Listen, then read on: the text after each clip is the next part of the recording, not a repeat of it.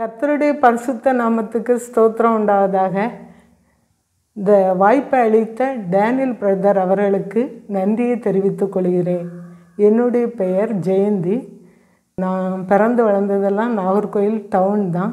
நாங்கள் இப்போ இருக்கிறது நாகர்கோவில் டவுன் தான். எங்கள் அப்பா அம்மாலாம் நாகர்கோவில் கிராமத்தில் பிறந்து வளர்ந்தவங்க. ஆனால் எங்கள் அப்பா வேலை நிமித்தம் அவங்க நாகர்கோவில் டவுனில் நாகமா மில்லில் வேலை செய்தது நிமித்தம் நாங்கள் நாகர்கோவிலில் ஒரு கலையங்காடு சிஎஸ்ஐ சர்ச்சில் சின்ன பிள்ளையிலேருந்தே ஒரு பக்தி முறையில் எங்கள் அப்பா அம்மா எங்களை வளர்த்தாங்க. எங்கள் அப்பா அம்மாவுக்கு நாங்கள் 3 பிள்ளைகள். எனக்கு ஒரு அக்காவும் ஒரு அண்ணனும் உண்டு. நான் இளையவள். நாங்கள் சின்ன பிள்ளையிலே எங்கள் அப்பா அம்மா எங்களை சண்டே ஸ்கூல், விபிஎஸ் அப்படின்னு எல்லா இடத்துக்கும் எங்களை சர்ச்சுக்கு தவறாமல் விடுவாங்க. நாங்களும் சீக்கிரமாகவே 3 பேரும் சொல்லுவோம். எங்கள் அப்பா அம்மாவும் சர்ச்சுக்கு வருவாங்க. ஆனால் எங்கள் அப்பா எங்கள் அம்மாவை திருமணம் செய்வதற்கு முன்னாடி அவங்க ஹிந்து ஃபேமிலியாக இருந்தபடியினால் அவங்களுக்கு அப்பா அம்மா இறந்து போயிட்டாங்க. எங்கள் அப்பாவுக்கு என்னுடைய தாத்தா பாட்டியின் பெயர் பொன்னுமுத்து நாடார் பத்திரகாளி. ஆனால் அவங்க இறந்தனால புரோக்கர் மூலம் பெண் பார்த்தது நிமித்தம் ஒரு கிறிஸ்தவ பொண்ணு தான் இருக்குது. அதுவும் அந்த எங்கள் அப்பா வெள்ளை பொண்ணு வேணும் அப்படின்னு கேட்டனால கிறிஸ்தவ பொண்ணில் தான் பார்க்கணுன்னு எங்கள் அப்பாவும் எனக்கு கிறிஸ்தவ மதம் நல்லா பிடிக்கும், அதனால் கிறிஸ்தவ பொண்ணை பார்த்துட்டாங்க அப்படின்னு சொல்லி மேரேஜ் முடித்தாங்க. அப்புறம் இங்கே நாகர்கோவில் டவுன்லேயே நாங்கள் இருந்தோம். எங்கள் தாத்தா பாட்டி அவங்க அப்பா எங்கள் தாத்தாவுக்கு தாத்தா சித்திரன்னு ஒருத்தர் இருந்தார். அவர் ஐயாவளி கோயிலெல்லாம் வில்லுப்பாட்டு வாசிப்பாங்க. அவங்க அவ்வளோ திறமையாக வாசிப்பாங்களாம். எங்கள் அப்பா எங்கள்கிட்ட சொல்லுவாங்க. அப்படி வாசித்துக்கிட்டு அவங்க ஒரு வீடுகளில் சாப்பிட போவாங்களாம். அங்கே சாப்பாடு இவங்களெல்லாம் அந்த குரூப்பை கூப்பிட்டு சாப்பாடு கொடுப்பாங்களாம். சாப்பாடு அவங்க சாப்பிடும்போது ஒரு வாலிப பிள்ளை அம்மியில் அரைச்சிட்டே இருந்திருக்கா. அப்போ திடீர்னு அவளுக்கு தலையில் சொரிய வேண்டியதாயிடுச்சு. உடனே அந்த அரைக்கிற கையை வச்சு தலையில் சொரிஞ்சிருக்கா. உடனே எங்கள் தாத்தா சித்திரை இந்த சாப்பாடு எங்களுக்கு வேண்டவே வேண்டாம், ஏன்னா அவங்கெல்லாம் சுத்தம் பார்ப்பாங்க. அதே பழக்கம்தான் இன்றைக்கி வரையிலும் எங்கள்கிட்டையும் இருக்குது. எங்கள் அப்பா அம்மாட்ட எங்கள்கிட்டையும் இருக்குது. அப்படி அவங்க அவ்வளவு அடுத்தவங்கள்ட்ட வாங்கி சாப்பிட்றதுலேயும் நல்லா சுத்தமாக இருக்கான்னு தான் பார்ப்பாங்க. அப்படி பாட்டுக்காரர். ஆனால் எங்கள் தாத்தா பொன்னுமுத்து நாடார் ரொம்ப அன்பானவர். நான்லாம் பிறக்கிறதுக்கு முன்னாடியே இறந்து போயிட்டாங்க. எங்கள் அக்கா அண்ணன் நான்லாம் பிறக்கிறதுக்கு முன்னாடியே அவங்க எங்கள் அப்பாவை ரொம்ப செல்லமாக வளர்த்தாங்க. எங்கள் அப்பாவுக்கு குடி பிறந்தவங்க இன்னும் 3 பேர் அவங்களுக்கு கூடால உண்டு. ஒரு அண்ணன், ஒரு அக்கா, ஒரு தங்கச்சி. ஆனால் எங்கள் அப்பா மட்டும் கிறிஸ்தவ மதத்தில் மேரேஜ் பண்ணியிருந்தாங்க. அப்போ எங்கள் அப்பா நல்லா தாத்தாக்கு மேலே எங்கள் அப்பாய்க்கு அப்பா மேலே ரொம்ப பாசமாக இருந்தாங்க மேரேஜுக்கு முன்னாடி. அப்போ பாசமாக இருக்கும்போது அவங்களுக்கு நல்ல சுகம் இல்லாமல் ஆயிட்டு. அப்போ அவங்க குமாரபுரம் கோயிலில் ஓடி போய் கும்பிட்டா எங்கள் அப்பாவுக்கு என்னுடைய தாத்தா சுகம் ஆயிடுவாருன்னு எங்கள் அப்பா போய் ஜெபித்தாங்க. அங்கே போய் கும்பிட்டாங்க சாமியை. கும்பிட்டா அந்த போலீஸ்காரங்கெல்லாம் பார்த்தாங்களாம், அங்கே சாமியை கொண்டு போயாச்சு. டேய், உங்களுக்கெல்லாம் அறிவு இருக்காடா, இப்படி மஞ்சள் தண்ணியெல்லாம் தடவி வச்சுருக்கு, அதை போய் கும்பிட போகிறீங்க, சாமி போயாச்சு, நீ வீட்டுக்கு போங்கடான்னு. எங்கள் அப்பா ரொம்ப பட்டையெல்லாம் தீட்டி ரொம்ப நெத்திலெல்லாம் தீட்டி இருந்தாலும் கூட இருந்த அந்த பசங்களுக்கும் சங்கடம் ஆயிட்டான். அவங்களும் சங்கடத்தோடு வீட்டுக்கு எல்லாரும் திரும்பி போனாங்களாம், சாமி போயிட்டே அப்படின்னு. வீட்டுக்கு பார்த்தா எங்கள் அப்பாய்க்கு அப்பா பொன்னுமுத்து நாடார் இறந்துட்டார். இறந்த உடனே சாமி காப்பாற்றல அப்படின்னு சொல்லிட்டு எங்கள் அப்பா கோபத்தில் அவங்க வச்சுருந்த விக்கிர கோயில், அந்த பத்திரகாளி கோயில் எல்லாத்தையும், அவங்க குடும்ப கோயில் உண்டுல்ல, எல்லாத்தையும் அழிச்சு போட்டாங்க. அதுக்கு பிற்பாடு எங்கள் அப்பா மேரேஜ் பண்ணிட்டாங்க இல்லையா. மேரேஜ் பண்ண பிறகு நாங்கள் சின்ன பிள்ளையிலேயே நல்ல முறையில் வளர்த்தனால நாங்கள் சண்டே ஸ்கூல்லலாம் எங்களுக்கு சொல்லி தருவாங்க, சினிமாலாம் பார்க்கக்கூடாது. ஏன்னா நீங்கள் நல்ல சிந்தனையாக இருந்தீங்கன்னா நல்ல பிள்ளைகளாக இருப்பீங்க, கெட்ட சிந்தனையாக இருந்தீங்கன்னா நீங்கள் கெட்டு போகிறதுக்கு வாய்ப்பு இருக்குது அப்படின்னு சொல்லுவாங்க. அப்போ நான் மட்டும் எங்கள் வீட்டில் எங்கள் அக்கா அண்ணன் நல்லா படிப்பாங்க. இன்றைக்கும் அவங்க ஒரு கவர்மெண்ட் வேலையில் 2 பேரும் இருக்காங்க. ஆனால் நான் மட்டும் நல்லா படிக்காதனால எனக்கு படிப்பே ஓடாது. அப்போ நான் மட்டும் படிக்காமல் இருந்தனால ஃபெயில் ஆகி இந்த மார்க்கெல்லாம் நல்லாவே எடுக்க மாட்டேன். ஆனால் விளையாட்டில் ரொம்ப திறமைசாலி, விளையாட்டில் ஒரு புலின்னு சொல்லலாம். ஒரு லாங் ஜம்ப் ஆர்டர் பண்ணுறதெல்லாம் பாயும் புலி. ஏன்னா நான் ஒரு சினிமா நடிகன் ரசிகையாக இருந்தேன், ஒரு குறிப்பிட்ட சினிமா நடிகன். அந்த சினிமா நடிகனையும் நல்லா வரைவேன். நான் என்ன ட்ராயிங்லேயும் நல்ல புலி, நல்லா வரைவேன். ஒருத்தங்களை பார்த்தா அவங்கள ஃபோட்டோ மாதிரி வரையக்கூடிய திறமை உண்டு. ஸ்கூல்லேயும் சில டீச்சர்ஸ் என்னை புகழுவாங்க. நான் நல்லா படிக்கிறதுனால சில டீச்சருக்கெல்லாம் என்னை பிடிக்காது. அப்படி இருப்பேன். ஹைட்டாக இருக்கனால நல்லா ஒல்லியாக இருப்பேன். நான் வந்து விளையாட்டில் ஓடும்போதே பிள்ளைகளெல்லாம் பயந்து ஓடும், நான் ஓடி வரான் அப்படின்னு சொல்லி சிரிப்பாங்க. நெட்டக்கால்னு என்னையே சிரிப்பாங்க. அந்த அளவுக்கு ஓடுவேன். பிற்பாடு என்னைய திறமையாக அந்த ஸ்கூலில் டெல்லி வரையிலும் விளையாட போனோம், ஆனால் உங்களுக்கு இந்த மாதிரி ட்ரெஸ் தான் பண்ணணும் அப்படின்னு சொல்லியிருந்தேன். அது வந்து எனக்கு அந்த ஸ்கேர்ட்டு அது வந்து லாங் இல்லை, அதனால நான் விரும்பலை. விளையாட்டெல்லாம் வேண்டாம், நாம் எங்கள் வீட்லேயே எங்களெல்லாம் ஒழுக்கமாக வளர்த்துருக்காங்க, அதனால் நான் கட்ட பாவாடையெல்லாம் போட மாட்டோம் அப்படின்னு சொல்லிட்டு நான் அந்த விளையாட்டை விட்டுட்டேன். ஆனால் ட்ராயிங்கில் ரொம்ப புலியாக இருந்தபடினால ட்ராயிங் நல்லா வரைவேன். எப்போ வரைஞ்சிட்டே இருப்பேன். +2 முடித்த உடனே நான் ட்ராயிங்கில் படித்து நான் வந்து எனக்கு எல்லா டெய்லர் கடையிலையும் எல்லா அட்வர்டைஸ்மெண்ட்லேயும் என்னுடைய படம் தான் இருக்கும், நான் வரையக்கூடிய படம் தான் இருக்கும் அப்படின்னு சினிமா ஆக்டர்ஸ் ஒரு ரசிகனை ரொம்ப வரைஞ்சிட்டு இருந்தேன். அந்த ரசிகனை ரொம்ப அவருக்கு தான் அந்த ரசிகன் புக்குக்கு நான் படம்லாம் வரைஞ்சி அனுப்பணும் +2 முடிஞ்சோடனே அப்படின்னு இருந்த நேரத்தில் நான் +2வும் ஃபெயில் ஆனோடனே நான் ரொம்ப நொந்து போனேன். எனக்கு ரொம்ப கவலையாயிட்டு, நான் ஏன் ஃபெயில் ஆனேன் ஆண்டவரே, நான் நல்லா பக்தியாக தானே இருக்கேன், நல்லா ஒழுக்கமாக தானே எங்கள் வீட்டில் வளர்த்துருக்காங்க, நான் உண்மையாக தானே இருக்கேன், ஆனால் என்னை படிப்பு மட்டும் நான் ரொம்ப நேரம் இருந்து படிப்பேன், ஆனால் எனக்கு நல்ல மண்டையில் ஏறாது. ஃபெயில் ஆகிட்டு தான் இருந்தேன்.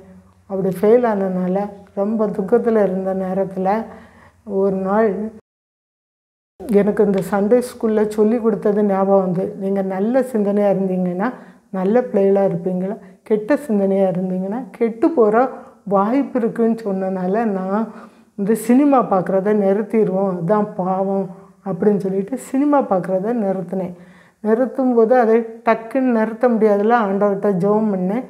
உடனே அந்த +2 ஃபெயில் ஆனதான் அது கரெக்டாக இருந்தோடனே ஒரேடியாக விட்டுட்டேன். அப்போ நான் நல்ல படம் வரைவேன்ல, அந்த படம் ஏன்னா அந்த சினிமா ஆக்டர்ஸ் படம் தான் நல்லா வரைவேன், தலைவர்கள் படம் நல்லா வரைவேன்.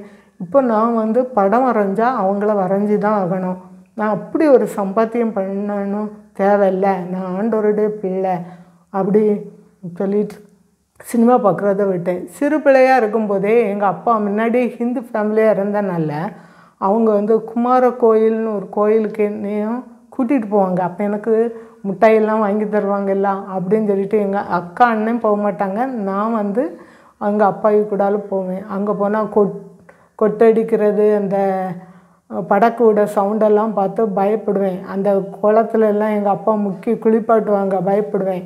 அப்போ ஒரு சாமியை, அந்த சாமி செவிட்டு சாமி, அந்த சாமிக்கு சத்தம் கேட்காது, அதனால் சத்தமாக கை தட்டி கும்பிடுன்னு சொல்லுவாங்க. நான் பயந்து போய் கை தட்டி இயேசுவே இயேசுவே ஏசப்பான்னு கும்பிட்டுட்டு வந்தேன். அதுக்கப்புறம் எங்கள் அப்பாலாம் அங்கே என்னை கூட்டிகிட்டும் போகலை.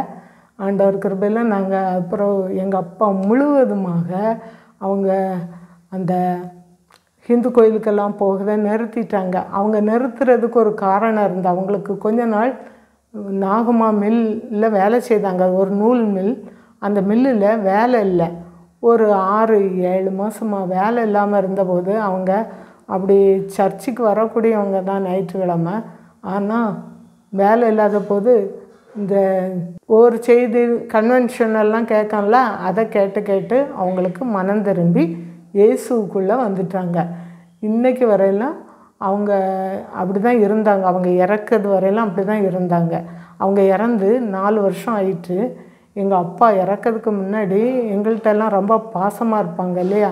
நாங்கள் சின்ன பிள்ளையிலே எனக்கு திருமணத்துக்கு முன்னாடியே எங்கள் அம்மா இறந்துட்டாங்க. எங்கள் அம்மா இறந்தனால நானும் ரொம்ப சோர்வாக, ஆண்டவரே எனக்கு திருமணமும் லேட் ஆகுது. ஏன்னா என்னைய சின்ன பிள்ளையிலேயே ஊழியத்துக்கு தான் ஆண்டவர் அழைச்சிருந்தாங்க. எங்கள் அம்மா என்னைய ஊழியக்காரங்கள்ட்டெல்லாம் போய் ஜெபம் பண்ண கூட்டிகிட்டு போவாங்க.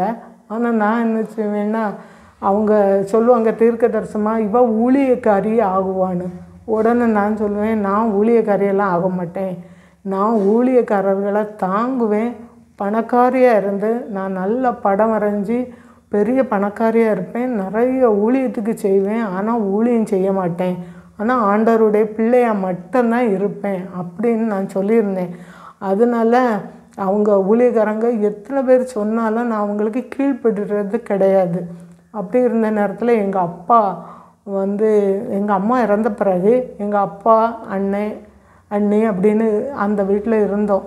இருக்கும்போது ஒரு நாள் எனக்கு அந்த அலைன்ஸ் பார்க்கும்போது ரொம்ப அந்த எல்லாரையும் மாதிரி இல்லை, ஒரு பிடிவாத குணம். அந்த ஒன்றுலேருந்து தான் நான் பிடிவாதம். மற்றபடி இது நல்ல பிள்ளைன்னு சொல்லுவாங்க. ஆனால் அலைன்ஸ் விஷயத்தில் மட்டும் என்னை விட ஹைட்டாக இருக்கணும் அப்படின்னு நான் ரொம்ப அழகு இல்லாட்டாலும் அவங்க என் ஹஸ்பண்ட் ரொம்ப அழகாக இருக்கணும் அப்படின்னு, வாரிசு அப்போந்தான் நல்லாயிருக்கும் அப்படின்னு எல்லாம் பெருமையாக இப்படி பேசாதன்னு சொல்லுவாங்க. ஆனால் நம்ம அப்படின்னு சொல்லிட்டு அலைன்ஸ் எல்லாம் தட்டி போயிட்டே இருந்து நான் கீழ்ப்படியத்தினால எது எடுத்தாலும் எனக்கு தோல்வி. நான் எந்த படிப்பு படித்தாலும் அதுலேயும் தோல்வி தான். நான் கம்ப்யூட்டர் படித்தாலும் அதுலேயும் நல்லா படிக்க மாட்டேங்க. நான் தையல் படிச்சிருந்தேன், ஆனால் நல்லா தைப்பேன், ஆனால் அதுலேயும் பாதியில் விட்ருவேன். எதுவுமே ஆண்டவருக்கு பிரியமாக இருக்காது. அந்த மாதிரி செய்துகிட்டே இருந்தேன். ஒரு முறை என் சகோதரன் என்னிடம் சொன்னால், உன்னிடம் ஒரு பிசாசு இருந்து தான் அந்த அலைன்ஸ் எல்லாம் தடை பண்ணுது. தடை எல்லாம் உன்கிட்ட தான் இருக்குது. அதனால் நீ எப்படியாவது ஒரு நல்ல ஒரு ஊழியக்காரங்கிட்ட போய் ஜெபம் பண்ணுன்னு. அப்போ நான் நினச்சேன், உண்மையில் அப்படி தான் போல் அப்படின்னு சொல்லிட்டு என் டிவியில் ஒரு ஊழியக்காரர் பிசாசு விரட்டுற ஊழியம் செய்துட்டு இருந்தார். அவர்கிட்ட ஃபோன் பண்ணிவிட்டு எங்கே மீட்டிங் நடத்துகிறீங்க அப்படின்னு சொல்லி, நாகர்கோயிலில் ஒரு மண்டபத்தில் மீட்டிங் நடத்துனாங்க. அந்த மீட்டிங் போனேன். அப்போ போனபோது அவர் தொட்டு ஒன்றும் ஜெபம் இல்லை. என்னை பார்த்தோன்னே சொல்லிட்டாங்க. 2 விக்கிரக பேரை சொன்னாங்க. ஒன்று எனக்கு ஞாபகம் சரிதான், பழைய ஞாபகம்லாம் எங்கள் அப்பா அப்படி ஆராதிச்சதுன்னு. உடனே அது என்னை விட்டு போகணும்னு ஜெபம் பண்ணாங்க. நான் தூக்கமே இல்லாமல் இருந்தேன். எங்கள் அம்மா இறந்த பிறகு நிறைய வருஷம் தூக்கம் இல்லாமல் இருந்தேன். சரியாக தூக்கமே வராத நைட்டெல்லாம்.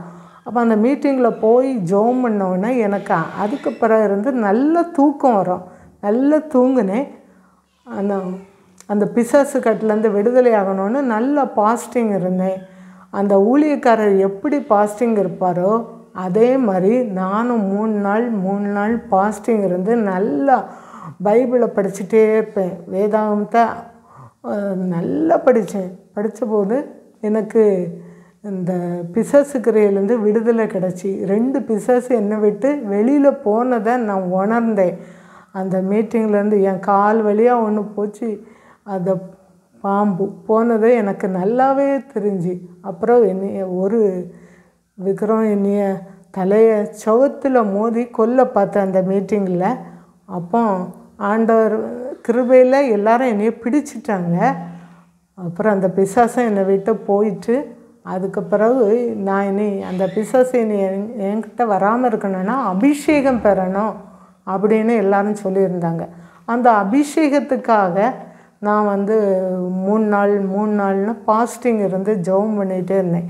எல்லாரும் சொன்னாங்க, நீ ஊழியக்காரி அல்ல, நீ இப்படியெல்லாம் பாஸ்டிங் இருக்க தேவையில்லை அந்த சும்மா ஜோம் பண்ணால் போதும்னு. ஆனால் நான் சொன்னேன், இல்லை எனக்கு அபிஷேகம் பெறணும்.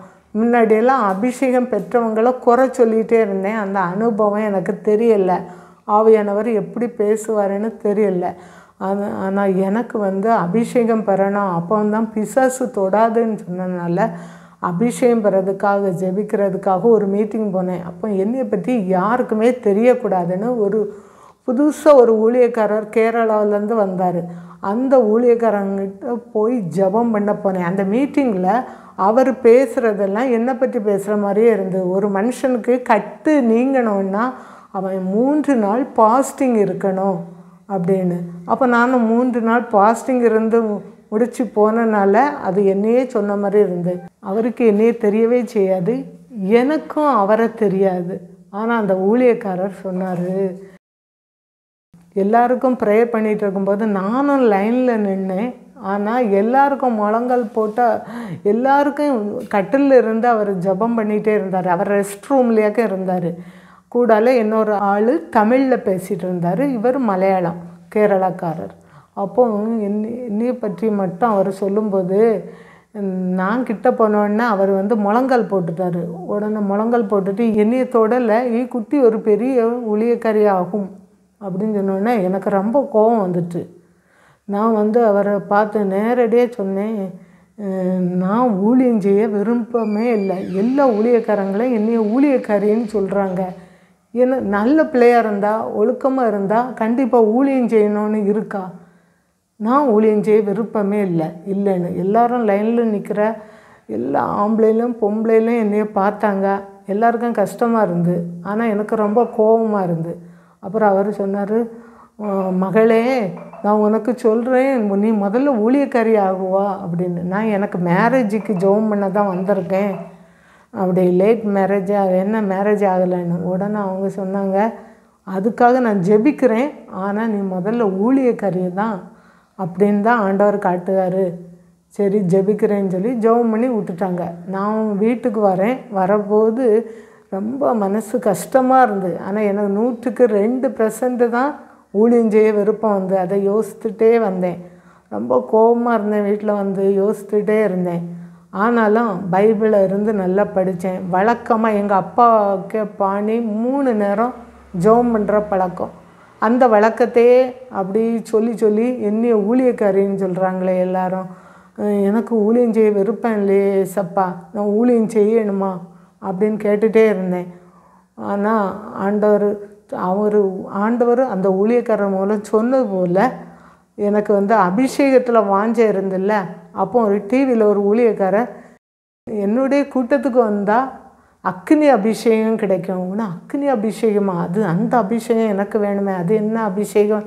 எலியாவுடைய வல்லமையோ அப்படின்னு சொல்லிட்டு நானும் ஃபோன் பண்ணி அந்த ஊழியக்காரங்கிட்ட ஜெபித்தேன். அவர் சனிக்கிழமை தான் அந்த கூட்டத்துக்கு வாங்கன்னு கூப்பிட்டுருந்தார். நான் ஒரு வேலைக்கிழமை ஃபோன் அடித்தேன். ஒன்று அவர் சொன்னார், அபிஷேகம் பெறணுன்னா நீங்கள் அதுக்கெல்லாம் தகுதி வேணும் அப்படின்னு. அப்போ நான் என்ன தகுதி வேணும் அப்படின்னு கேட்டேன். அது நீங்கள் சினிமாலாம் பார்க்கக்கூடாது அப்படின்னு ஒவ்வொரு காரியங்களாக சொன்னாங்க. ஒன்று நான் எல்லாத்துலேயும் சரியாக தான் இருக்கேன் அப்படின்னு சொல்லிகிட்டே இருக்கும்போது எனக்கு ஒரு உணர்த்துதல் வந்தது. நான் மற்றவங்களெல்லாம் குறை சொல்லுவேன். லவ் பண்ணி கல்யாணம் பண்ணுறவங்களெல்லாம் நல்லா குறை சொல்லுவேன். அடுத்த ஆம்பளை கூடால எந்த பொம்பளையாவது பைக்கில் போனால் குறை சொல்லுவேன். அப்போ நான் இவ்வளோத்துக்கு ரொம்ப அவங்களெல்லாம் மட்டம் தட்டி பேசுகிறேன்னே. அது உணர்த்துதலாக நான் மட்டும்தான் ரைட்டு, மற்றவங்கெல்லாம் ஒழுங்கு இல்லை அப்படின்னு மாதிரி யோசிக்கிறேனே அப்படின்னு சொல்லிட்டு இதிலேருந்து நான் விடுதலை ஆகணும்.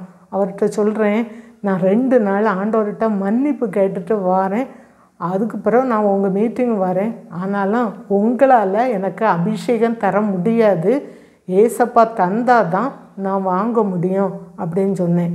உடனே அந்த ஊழியக்காரர் சொன்னார், உங்களுக்கு இப்போமே அபிஷேகம் கிடைக்க போகுது, எனக்கு தெரியுது. நீங்கள் ஃபோனை காதில் வச்சிடுங்க, சரியா? முழங்காலில் நிற்கண்டா, நீங்கள் ஒரு சேரில் பலமாக இருந்துடுங்க, உங்களுக்கு பெரிய அபிஷேகம் இறங்க போகுது அப்படின்னு சொன்னாங்க. உடனே நான் சொன்னேன், இல்லை எனக்கு முழங்கால் போட்டு தான் பழக்கம், நான் முழங்காலில் தான் நிற்பேன். இல்லை பெருசாக இறங்க போகுது, நீங்கள் கிட்ட உங்களுக்கு சேர் இருக்கான்னு, இல்லை ஒரு கட்டில் தான் கிடக்குன்னு. அப்போ அந்த கட்டில் பலமாக பிடிச்சிட்டு இருங்கன்னு. நான் அப்படி இருக்க மாட்டேன், முழங்காலில் தான் நிற்பேன்னு பிடிவாதமாக முழங்கால் போட்டேன். ஒன்றும் அவங்க அங்கேருந்து அந்நிய பாஷையில் அந்த பிரதர் ஜெபம் பண்ணிகிட்டே இருந்தாங்க. நான் ஸ்தோத்திரம் சொல்லிகிட்டே இருந்தேன். திடீர்னு என்னுடைய நாக்கு அப்படியே குளறி அந்நிய பாஷை என் வாயில் வந்துட்டு, உங்களுக்கு வந்துட்டு பேசிகிட்டே இருங்க, நிறுத்தாதீங்கன்னு சொன்னாங்க. உடனே நானும் ஆமாம் என்னெல்லாமோ வார்த்தை வருதேன்னு சொல்லிட்டு நானும் பேசிகிட்டே இருந்தேன். பேசினா நான் பறக்கிறது மாதிரி இருந்து ஒன்று பறக்க நான் மெதுவாக கண்ணை திறந்து பார்த்தா நான் வீட்டில் அங்கங்கே முழங்காலில் ஓடுறேன். ஓடும்போது சுவத்தில் போய் தட்டுறேன், வீட்டில் டேபிள் எல்லாம் கட்டில் எல்லாத்தையும் நீக்கி போயிட்டே இருக்கேன். அப்போ எங்கள் அப்பா பார்த்து, ஏன் இவ்வளோ சத்தம் போடாத. இல்லை எனக்கு ரொம்ப சந்தோஷம் ஆனதுனால நான் பேசிகிட்டே இருக்கேன், எனக்கு பறக்கிறது மாதிரியே இருக்குது. ஆனால் அந்த ஊழியக்காரர் சொன்ன மாதிரி அது ஒரு பெரிய அபிஷேகம் ஆண்டவர் கிருபையில் இறங்கினதுனால என் கால் அந்த முட்டு கூட அந்த பிஞ்சிட்டு, ஆனால் எனக்கு வலி தெரியலை. அந்த பிஞ்சு ரத்தம் ஆனால் எனக்கு வலி தெரியலை. ரொம்ப சந்தோஷமாக இருந்து. அப்புறம் பேசி முடிஞ்சோடனே சந்தோஷமாக நான் ஜெபத்துலேருந்து எழும்பி வீட்டுக்கு வெளியில் நின்னேன். நிறைய விளையாடிட்டு இருந்த சின்ன பிள்ளைகள்லாம் என்கிட்ட ஓடி கேட்குறாங்க, ஆண்டி ஏன் இவ்வளோ சத்தம் போட்டீங்க? அது எனக்கு அபிஷேகம் கிடச்சி ஒருத்தர் ஃபோனில் ஜெபம் பண்ணார் அப்படின்னு. உடனே நான் சொன்னபோது அவங்க சொல்கிறாங்க, உங்களை பார்த்தா முகம் ரொம்ப பிரகாசமாக இருக்குது அப்படின்னு. அவங்க சொல்கிறதெல்லாம் பார்த்தா ரொம்ப சந்தோஷமாக இருந்து அதெல்லாம் நான் சொல்ல முடியாது. அந்த அளவுக்கு ஆண்டவர் நாம மகிமைப்படட்டும் அப்படி பிரகாசத்தை சொன்னாங்க. நானும் அவங்க சொல்கிற மாதிரி இருக்குதான்னு ஓடி கண்ணாடியில் பார்த்தேன். அது அந்த சின்ன பிள்ளைகளுக்கு சொன்ன மாதிரி எனக்கு தெரியலை. ஆனால் என் முகத்தில் ஒரு பிரகாசம் மட்டும்தான் எனக்கு தெரிஞ்சு. ஆனால் அவங்க சொல்கிறதெல்லாம் வச்சு எனக்கு ரொம்ப சந்தோஷமாக இருந்து, இப்படி ஒரு அபிஷேகம் கிடச்சிட்டு அதிலிருந்து எனக்கு ரொம்ப சந்தோஷம். அந்த ஊழியக்காரர்கிட்ட திரும்பியும் ஃபோன் பண்ணி இப்படிலாம் பிள்ளைகள் சொன்னாங்கன்னு ஒன்று சந்தோஷம். ஆனால் இதெல்லாம் வெளியில் சொல்லாதீங்கம்மா, பெருமையில் சொல்கிற மாதிரி வரும், அதனால் சொல்லாதீங்க. ஆனால் ஆண்டவருக்கு நன்றி சொல்லுங்கள், உங்களுக்கு பெருசாக கிடச்சிருக்கு அப்படின்னு.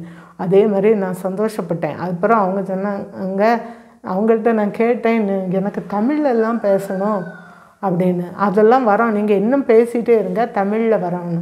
அப்போ ஆவியானவர் என்கிட்ட எப்படி பேசுகிறாங்கன்னா விஷன் மூலம் பேசுவாங்க. நிறைய டிவி படம் மாதிரி தெரியும். அப்புறம் வசனம் மூலம் பேசுவாங்க, பாடல் மூலம் பேசுவாங்க. இப்படி பேசிக்கிட்டே இருந்தாங்க. அதனால் நான் அதை ஜெபம் பண்ணும்போது ஆண்டவர் அப்படி தான் வாக்குத்தத்தை எனக்கு தந்துகிட்டே இருந்தாங்க. ஒவ்வொரு வரன்களையும் தந்த பிறகு நான் கொஞ்ச நாள் அந்த எந்த கூட்டத்தில் எனக்கு பிசாசு கிரியையிலேருந்து விடுதலை கிடைச்சோ அதே கூட்டத்தில் நான் கொஞ்ச நாள் ஊழியம் செய்தேன்.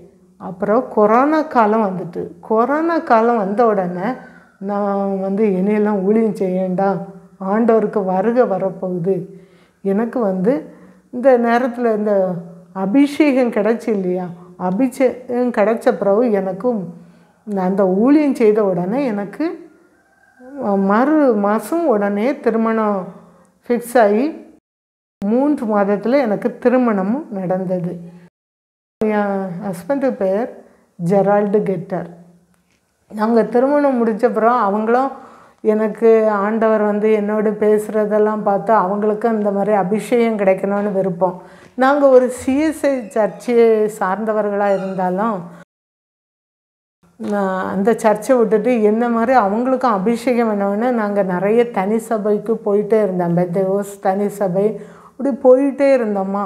ஆனால் இந்த கொரோனா காலத்தில் நாங்கள் ஒரு சபைக்கும் போக முடியலைன்னு வீட்டில் இருந்தோம். வீட்டில் இருந்தபோது நான் இனி ஆண்டவருக்கு வருகை தான், பரலோகம் போயிடணும் அப்படின்னு சொல்லிட்டு நிறைய நீண்ட ஜெபம் பண்ணிகிட்டே இருந்தேன். சின்ன பிள்ளைகள்கிட்டெல்லாம் ஃபோனில் ஊழியக்காரங்க பிள்ளைகள்கிட்டெல்லாம் ஜெபம் நம்மெல்லாம் சேர்ந்து ஜெபம் பண்ணுவோம். அந்த பிள்ளைகள் ஸ்கூல் திறக்கிறதுக்காக ஜெபம் பண்ணுங்க அப்படின்னு சொல்லுவோம். அதனால் சேர்ந்து ஜெபம் பண்ணுங்க அப்படின்னு பண்ணிகிட்டே இருக்கும்போது சின்ன பிள்ளைகளுக்கெல்லாம் அபிஷேகம் கிடைக்கணும், எல்லோரும் பரலோகத்துக்கு வரணும் அப்படின்னு நான் சொல்லி அவங்களுக்காக ஜெபம் பண்ணிகிட்டு இருக்கேன்.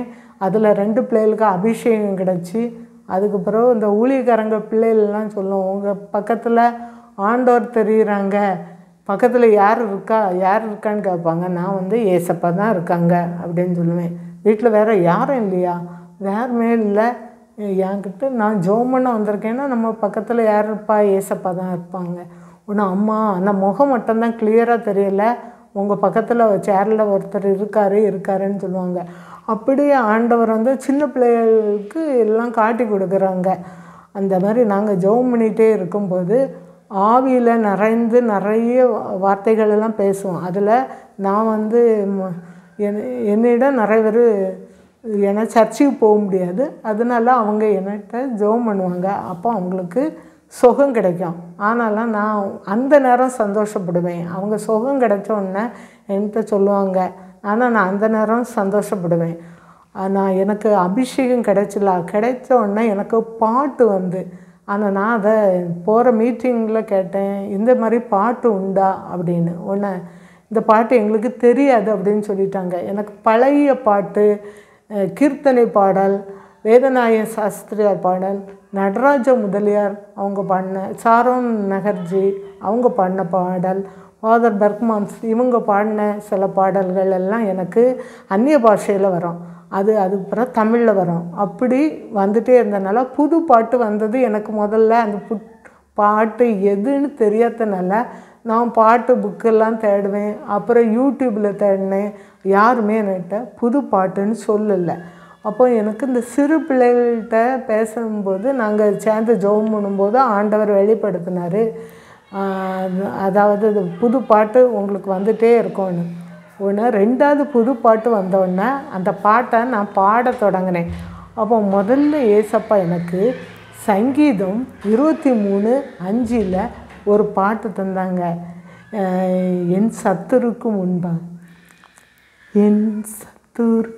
முன்பாக ஒரு பந்தியை ஆயத்தப்படுத்தி சாம்பலுக்கு பதிலாக சிங்காரம் தருவீரையா.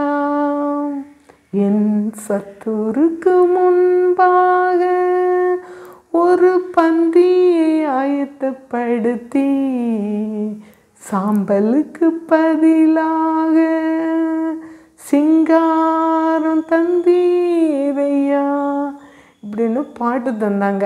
இந்த பாட்டை எனக்கு ரெண்டாவது பாட்டு கிடைச்ச உடனே நான் அதை பாட தொடங்கினேன். அப்போது ஆண்டவர் வந்து நான் வந்து என் சகோதரிகிட்ட ஃபோன் மூலம் ஜெபம் செய்தேன். கொரோனா காலமானனால அந்த நேரம் பண்ணிகிட்டே இருக்கும்போது ஏசப்பா பேசுனாங்க. லாக்டவுன் நேரத்தில் சில வேளையில் இந்த சர்ச்செல்லாம் திறப்பாங்கல்ல, சில நாள் ஒரு 2-3 நாள் கவர்மெண்ட்டு திறப்பாங்க. அப்போது நான் வந்து ஆண்டவர் சொன்னாங்க, ஆலயம் திறந்திருக்கு, ஆலயத்துக்கு போங்கள்.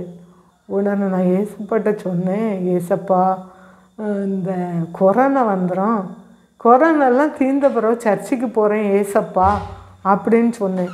சொல்லிக்கிட்டு எங்கள் அக்காள்கிட்ட சொன்னேன், ஏசப்பா இப்படி பேசுகிறாங்க பார்த்துக்கா, ஆனால் கொரோனாலாம் தீர்ந்த பிறகு சர்ச்சுக்கு போகலான்னு நான் சொல்லிட்டேன் அப்படின்னு. அதுக்கு பிறகு நான் எங்கள் அப்பா வீட்டுக்கு போனேன். எங்கள் அப்பா வந்து சொன்னாங்க, ஆலயத்துக்கு போனீங்களான்னு. உடனே எங்கள் அப்பாட்டே நான் சிரிச்சிட்டு சொன்னேன், எப்பா ஒரு நோய், கொரோனான்னு ஒரு நோய் இருக்குல்ல, அந்த நோய் வந்துடும்ப்பா, அதனால் அதெல்லாம் தீர்ந்த பிறகு சர்ச்சுக்கு போகலான்னு. ஏசப்பாவும் இதை கேட்டுட்டு அமைதலாக இருந்தாங்க. வெளியில் போகாமல் சேஃப்டியாக வீட்டிலே இருந்த எனக்கு 2 நாளையில் கொரோனாவும் வந்துட்டு. அப்புறம் நாங்கள் கவர்மெண்ட் ஹாஸ்பிட்டலில் போய் டெஸ்ட் பண்ணால் எனக்கு கொரோனான்னு சொன்னாங்க. அப்போ நீங்கள் வீட்டில் அவங்க டெஸ்ட் பண்ணிவிட்டு வீட்டுக்கு விட்டுருந்தாங்கல்ல, ஃபோன் பண்ணி சொன்னாங்க, எனக்கு கொரோனான்னு சொல்லாமல் நீங்கள் வீட்டில் தானே இருக்கீங்க, வெளியில் போகாமல் இருக்கீங்களா அப்படின்னு. ஒன்று ஆமாம் எனக்கு கொரோனாவான்னு கேட்டேன். இல்லை நீங்கள் வீட்டிலே இருங்க அப்படின்னு சொல்லிட்டு அவங்க சொன்னாங்க, நீங்கள் உங்களுக்கு சாயங்காலம் காலையில் அப்படி பேசிக்கிட்டு சாயங்காலம் சொன்னாங்க, உங்களுக்கு கொரோனா, நீங்கள் ஹாஸ்பிட்டலுக்கு வாங்கன்னு. ஒன்று நான் சொன்னேன், நான் எங்கள் வீட்டில் நானும் என் ஹஸ்பண்டும் தான் இருக்கோம், அது பாத்ரூம் எல்லாம் 2 இருக்குது, நாங்கள் பாதுகாப்பாக இருந்துடுவோம், அதனால் இந்த வீடெல்லாம் சுத்தமாக தான் வச்சுருக்கேன், நான் வீட்டிலே இருந்துட்டேன், ஹாஸ்பிட்டலுக்கு வரலன்னு. நீங்கள் வரலன்னா நாங்கள் வந்து வேனை கொண்டு வந்து உங்களை தூக்கிட்டு போயிடுவோம் அப்படின்னு சொன்னாங்க. உடனே என் ஹஸ்பண்டு ஹாஸ்பிட்டலில் கொண்டு விட்டுட்டாங்க. உடனே ஹாஸ்பிட்டலில் கொண்டு விட்டப்புறம் அந்த கொரோனா வார்டில் நான் போகிறதுக்கு முந்தின நாள் கூட ராத்திரி 11 மணி 10:30க்கெல்லாம் 2 பேஷண்ட்டு சீரியஸாக இருந்தவங்க இறந்துருக்காங்க. அப்புறம் நான் காலையில் போயிருந்தேன், அங்கே வேறு பேஷண்ட்டெல்லாம் இருந்தாங்க.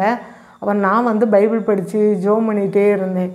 அப்போ எல்லாம் பேஷண்ட்டுன்னு என்னையை பார்த்துட்டு சொல்லுவாங்க, ஏம்மா எனக்கு வேண்டி ஜெபம் பண்ணு, எனக்கு வேண்டி ஜெபம் பண்ணு, அண்ணா படுத்திருக்கவங்களுக்கு ஜெபம் பண்ணு, அப்படி வீட்டில் இருக்க எங்கள் மனைவி பிள்ளைகளுக்கு ஜெபம் பண்ணு அப்படின்னு எல்லாம் சொல்லிகிட்டே இருப்பாங்க. நானும் சரி சரின்னு சொல்லிகிட்டே இருந்தேன். அந்த நேரத்தில் ஒரு புற மதத்தினர் ஒருத்தவங்க ரொம்ப சீரியஸ் ஆகிட்டார் ஒருத்தர். அப்போ அவரை அடுத்த ரூமுக்கு கொண்டு போனாங்க. கொண்டு போனபோது நான் ஜெபித்துடுவேன், நீங்கள் ஜெபம் பண்ண எண்ணெய் ஒன்று தரட்டான்னு. நாங்கள் தரமாட்டோம், நாங்கள் தரக்கூடிய திருநூறை நீங்கள் வைப்பீங்களா நெத்தியில் அப்படின்னு கேட்டாங்க. நான் வைக்க மாட்டேன்னு சொன்னேன். அப்போது நீங்கள் போடுற எண்ணெயும் நான் வைக்க மாட்டேன்னு சொன்னாங்க.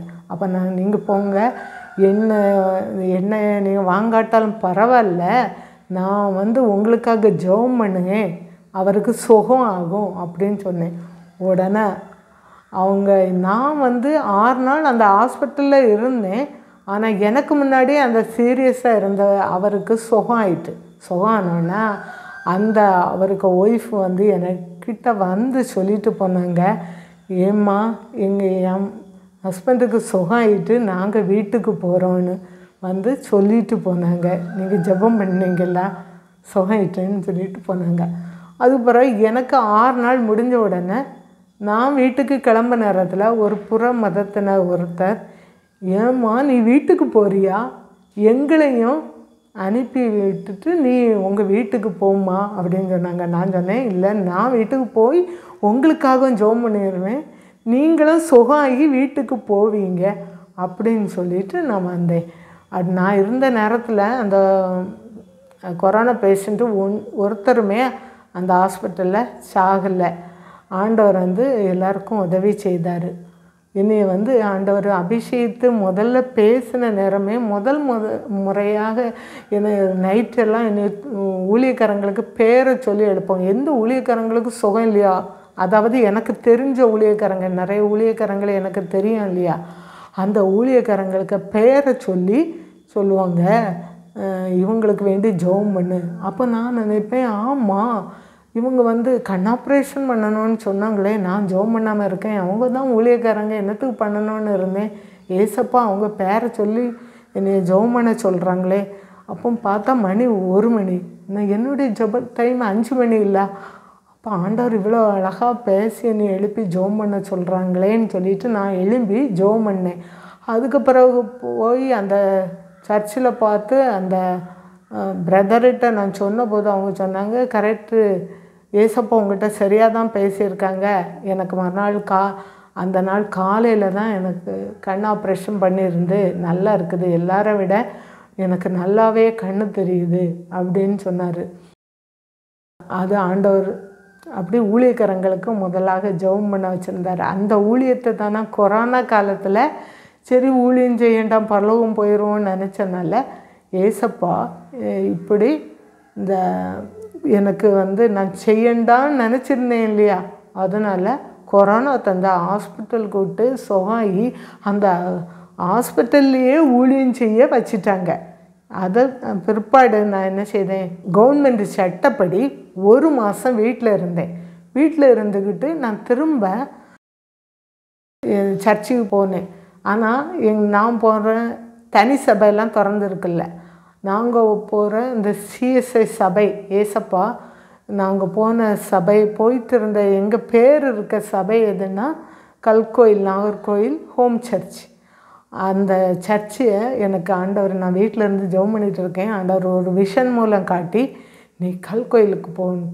ஏன்னா எனக்கு வீட்டில் இருந்து இன்னொரு பாட்டு அந்த பாட்டு என்ன பாட்டுன்னா, இயேசுவால் எல்லாம் கூடும், இயேசுவால் எல்லாம் கூடும், உத்தரவு உடனுண்டு, உனக்கு உத்தரவு உடனுண்டு, இயேசுவால் எல்லாம் கூடும் அப்படின்னு ஒரு பாட்டு வந்து, அப்போ நான் ஏசப்பாட்ட கேட்டேன், ஏசப்பா இந்த பாட்டு ரொம்ப நல்லா இருக்குது, இந்த பாட்டை எனக்கு ஒரே நாளில் தாங்க ஏசப்பா, எப்போதும் நீங்கள் ஒரு பாட்டை எனக்கு தரும்போது எத்தனையோ நாளாக தான் தாரீங்க, இந்த பாட்டை எனக்கு ஒரே நாளில் தாங்கன்னு ஏசப்பா என்கிட்ட அப்படி சொன்னாங்க.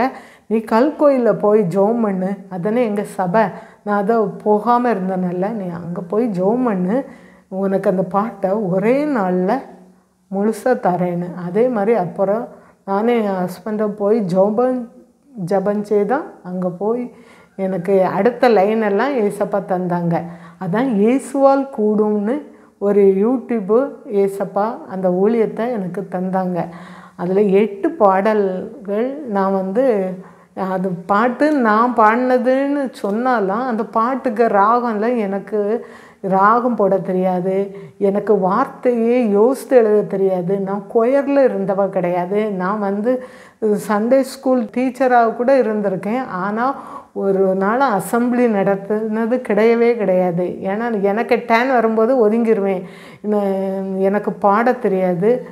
ஆனால் ஆண்டவர் ஆவியானவர் எனக்கு ராகத்தோடி முதல்ல அந்நிய பாஷையில் ராகத்தோடி தருவாங்க, அப்புறம் அதே ராகத்தில் தமிழில் அந்த பாட்டு வரும்.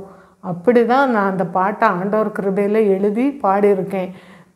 இதுவரையில் அந்த ராகம் போடையும் வார்த்தை யோசித்து எழுதவும் தெரியாது. ஒரு பாட்டு கிடைத்த உடனே ஆண்டவரே அடுத்தது லைன் என்ன அப்படின்னு எல்லாரும் சொல்லுவாங்க. அடுத்து நான் இப்படி ஒரு பாட்டு கிடச்சிருக்குன்னு சொல்லுவேன். ஒன்று சொல்லுவாங்க, நீங்கள் அடுத்தது நீங்கள் தான் யோசித்து எழுதணும்னு. அப்படி நான் 1-2 பாட்டு அப்படியா யோசித்து எழுதணுமான்னு, நான் ஒன்று பைபிள் வசனத்தை நீங்கள் போடணுன்னு சொல்லுவாங்க. ஒன்று பைபிளை திறந்து நான் எழுத தொடங்கினா ஆண்டவர் வந்து அப்படி தரமாட்டாங்க. ஒன்று நான் பாடும்போது திரும்ப அடுத்தது அவங்க அதே வேறு டியூனில் அப்படி சரணம் எல்லாம் ராகத்தோடு வார்த்தையை தருவாங்க. அப்படி தான் இயேசுவால் எல்லாம் கூட. சங்கீதம் 27:7 கர்த்தாவே நான் கூப்பிடுகிற சத்தத்தை நீர் கேட்டு எனக்கு இறங்கி எனக்கு உத்தரவு அருளி செய்யும். அதான் உத்தரவு அருளி செய்யும் அந்த பாட்டில் வந்திருக்கு. தேவனால் கூடாத காரியம் ஒன்றும் இல்லை. மத்தேயு 16வது அதிகாரத்தில் இருக்குது அந்த வசனம்.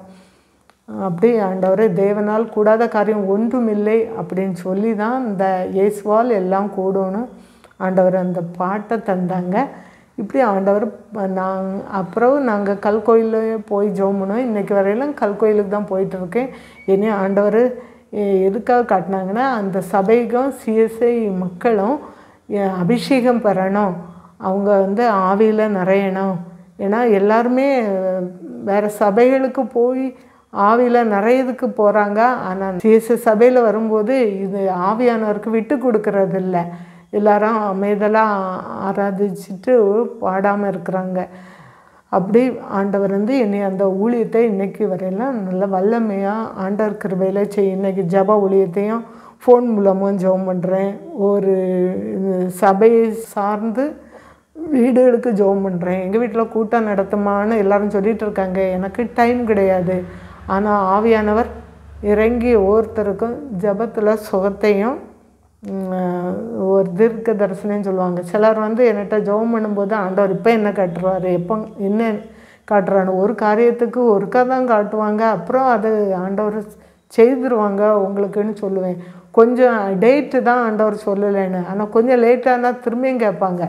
உடனே நானும் ஆண்டவர்கிட்ட கேட்ட பிறகு அந்த காரியம் அவங்களுக்கு நடந்த பிறகு அப்புறம் அவங்க சந்தோஷப்படுவாங்க. இன்றைக்கு வரையில் ஆண்டவர் இந்த இயேசுவால் கூடுன்னு ஊழியத்தை வளர்த்திட்டே வராங்க. நான் ஏன் இந்த சாட்சி உங்களுக்கு சொல்கிறேன்னா, நான் ஊழியம் செய்கிறேன்ல, எனக்கு வந்து குழந்தை இல்லை. ஆனால் நிறைய பேர் ஊழியக்காரங்களே என்னை கிண்டல் பண்ணாங்க. நீ உன்கிட்ட ஆண்டவர் இவ்வளோ பேசுகிறாருன்னு சொல்கிறியே, உனக்கு குழந்தை இருக்கா, சொந்த வீடு இருக்கான்னு கேட்டாங்க.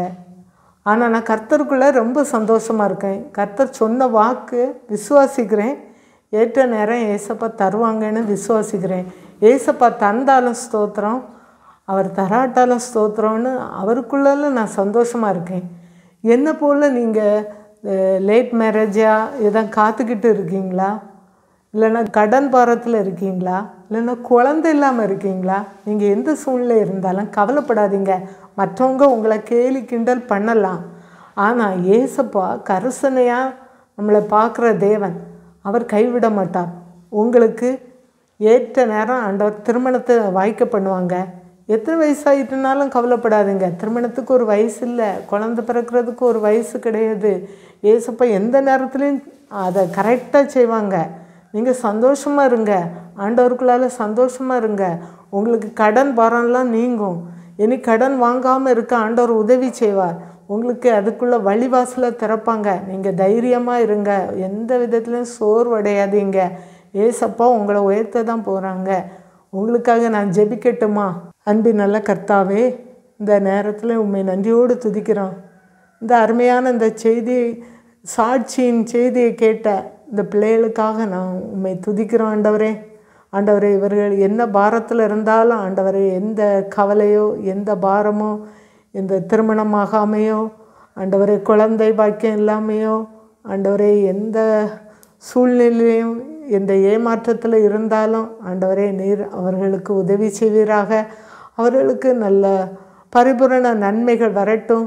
சுகம் இல்லாமல் யாராவது இருப்பார்கள் என்றால் இவர்களுக்கு நீர் விடுதலை கொடுக்க போகிறதுக்காக ஸ்தோத்திரம். நன்மை அருளுகிறதுக்காக ஸ்தோத்திரம்.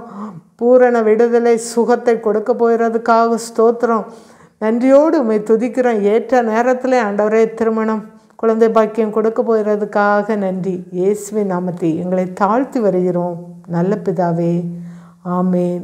அன்பார்ந்த கிரைஸ்ட் காலிங் டிவி நேயர்களே, மேலும் இது போன்ற உங்களுடைய சாட்சிகளை எங்களுடைய சேனலில் கொடுக்க விருப்பமுள்ளவர்கள் எங்களை தொடர்பு கொள்ளுங்கள். தொடர்புக்கு 7200713563. கர்த்தர் தாமே உங்களை ஆசீர்வதிப்பாராக. ஆமேன்.